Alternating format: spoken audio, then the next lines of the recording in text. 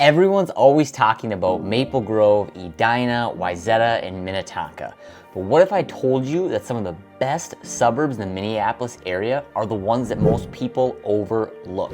You might be sleeping on some hidden gems that offer everything you're looking for without the crazy price tags or competition.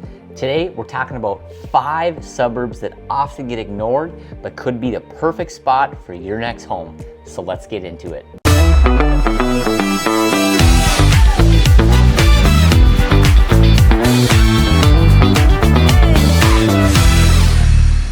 What's up, everybody? My name is Jade with the Living in Minneapolis Suburbs team.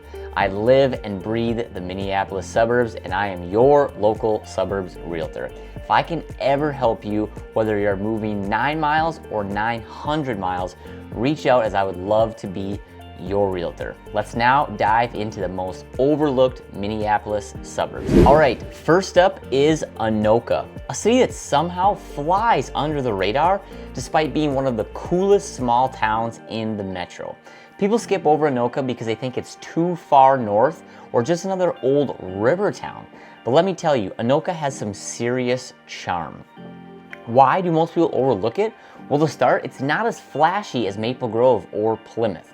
It's also a little farther north from the downtown area, so people assume it's just way too inconvenient. But in reality, it's only about 30 minutes straight north from downtown Minneapolis. People also think there's just nothing happening in Anoka, which just isn't true at all. So here's the truth on Anoka and why it's actually a great place to live and why you should consider it. Anoka is home to gorgeous historic homes and some new construction options as well, at prices you won't find in other surrounding suburbs. Average home prices in Anoka, according to Zillow, are around $309,000, a way more affordable price point than other surrounding suburbs like Plymouth and Maple Grove. Secondly, Anoka has tons of character. Settled in 1844 and incorporated the city in 1878, this suburb is exactly what you think of when you think of a historic downtown. The downtown area is also packed with shops, restaurants, bars, breweries, and distilleries. One of my personal favorites up there is the hardware store, where they have $6 high-quality old fashions on Wednesday night. And let's also not forget, Anoka is literally the Halloween capital of the world. It's got a huge sense of community and tons of fun local events happening. So if you're looking for affordability with a personality, Anoka totally deserves a second look for sure, and why it's my number 1 for the most overlooked Minneapolis suburb in the state. Next up is going to be Champlin. And let me just say, this one is wildly overlooked. Champlin sits right next to Maple Grove on the east side of it, but for some reason people act like it doesn't exist. Why people generally overlook it? To start off with, it's not as big or as built up as Maple Grove is, with the Arbor Lake Shopping Center and businesses. Certainly not as many trendy restaurants or shopping spots as Maple Grove, and doesn't have the downtown area like Maple Grove does as well. But here is why it's actually a great place to live and deserves a second look. First, you get a lot of the same benefits as Maple Grove.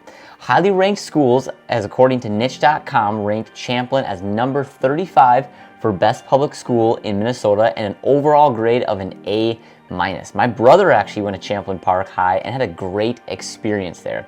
And I'll also tell you, my wife and I actually did look at Champlin when we were looking for homes for ourselves.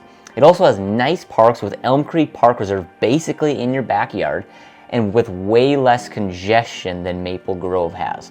Home prices are also noticeably lower than Maple Grove, with the average home price being $350,000 in Champlin, according to Zillow, with the average year built being 1988, making it a lot newer homes too than other surrounding suburbs. Elm Creek Park Reserve, again, is literally right in your backyard. This is one of the best outdoor spaces in the metro, hands down. Downhill skiing and snowboarding, cross-country ski trails, miles of walking and biking trails, mountain biking trails, a dog park, horse trails, an archery range, you name it, Elm Creek Park Reserve does have it. And honestly, if you're even eyeing Maple Grove but can't stomach the price tag, Champlin is a fantastic alternative that needs to be looked at. You can get to the East Metro like Mounds View, Shoreview, Arden Hills. That's that way super quick. You have easy access to downtown Minneapolis, and then if you wanted to head farther west or north, Champlin is a super central location and definitely deserves a second look if you are considering one of those northern kind of north or northwest or northeast metro suburbs. Quick break in the video.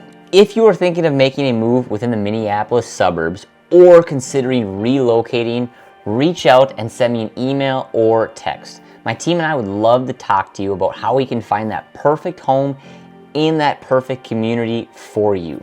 My contact info will be down below and I would be super excited to talk to you. Now let's get back into the video. Okay, let's now talk about Shakopee. And before you roll your eyes and say, isn't that just where Valley Fair is? Yes, but it's so much more than that. Shakopee is a southwest suburb about 30 minutes from downtown, and why people overlook it starts with the fact that people just assume it's a tourist spot with amusement parks and casinos. Nothing much else really going on, which again just is not true at all.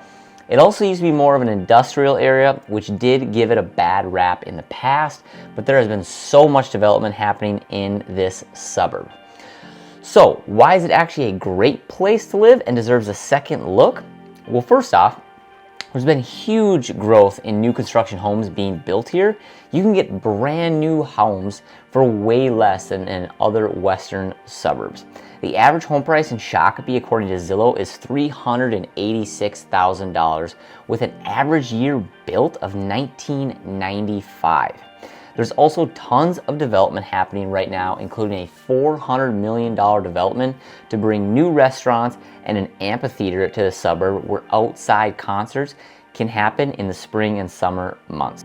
And also, if you work on the west side of the metro, you're right by major highways for an easy commute north or south of the Minnesota River, which runs east to west. Shakopee has really been completely transformed in the last 10 years, and people just haven't caught up yet. If you're looking for space, affordability, and convenience, this definitely could be a great option for you that you need to consider. Now let's talk about Victoria, one of the prettiest and most underrated suburbs in the Twin Cities. If you love Wayzata and that lake feel but don't love Wayzata prices, listen up because this is for you. Why do most people overlook Victoria? Well, to start with, people think it's too far out west, when in reality, it's 31 minutes from downtown Minneapolis, so really not that different than other surrounding suburbs. It doesn't have also the same name recognition as Minnetonka or Eden Prairie, which are very sought after suburbs by a lot of people. However, Victoria is essentially in the same area with what I would argue to be a way cuter downtown area and one of the best downtown areas in the suburbs. So why is it actually a great place to live and deserves more attention? To start with, Victoria offers tons of beautiful lakes and nature. Think Minnetonka vibes, but without the insane price tag that Minnetonka has. The average home price in Victoria, according to Zillow, is $591,000, with the average year built being 2004. There are some really awesome homes in Victoria, both old and new construction options. The downtown area is small, but super charming with great restaurants like Winchester and Rye, awesome coffee shops like Ruby's Roost, which is one of my favorites, and a tight-knit community feel. Victoria also has top-rated schools, according to niche.com, who gave the primary high school Chanhassen High, where most kids in Victoria attend, an overall ranking of an A, and the #1 high school in Carver County, and number 17 best public high school in Minnesota. If you have kids, Victoria is an amazing place to raise a family. Victoria really is growing fast, but it's still a bit of a hidden gem. So if you want that lake life feel without the Minnetonka or Wayzata markup, make sure to check it out. And finally, we've got Chaska. And honestly, this suburb doesn't get nearly enough love. Why do most people overlook it? Well, to start, it used to be considered too far out from the city, but again, it's only 31 minutes from downtown Minneapolis. Some people also assume that it's just farmland and there really is nothing fun going on out there, which is not true.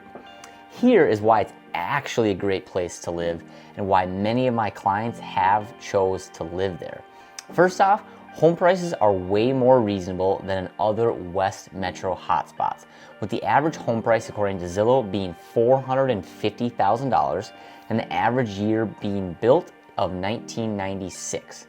Big time developments are also happening right now, including medical centers, business and industrial centers, retail centers, and many new home developments.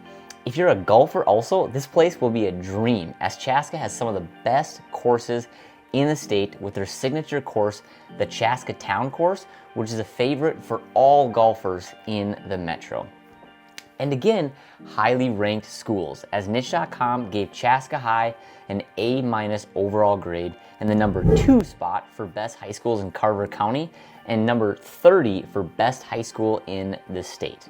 With so many people getting priced out of Minnetonka, Eden Prairie, and even Chanhassen, Chaska is becoming a smart move for buyers that are looking for more space and affordability, so don't sleep on it. I've had a lot of clients move to Chaska. It's a great spot. Again, 31 minutes from downtown. You can get to the airport quickly as well.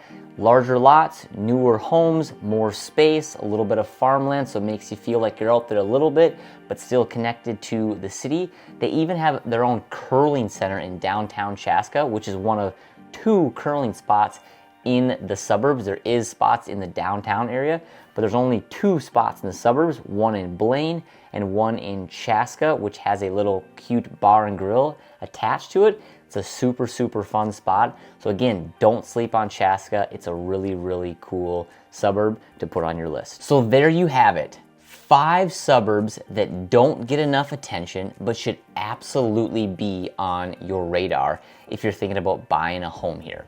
Which one surprised you the most? Drop a comment below and let me know if you'd ever consider moving to one of these super overlooked gems. And hey, again, if you're thinking about buying or selling in the Minneapolis suburbs, reach out, as I would love to help you find the perfect home and the perfect community. Don't forget to like this video and subscribe for more Minneapolis suburbs real estate content, and I'll see you in the next one.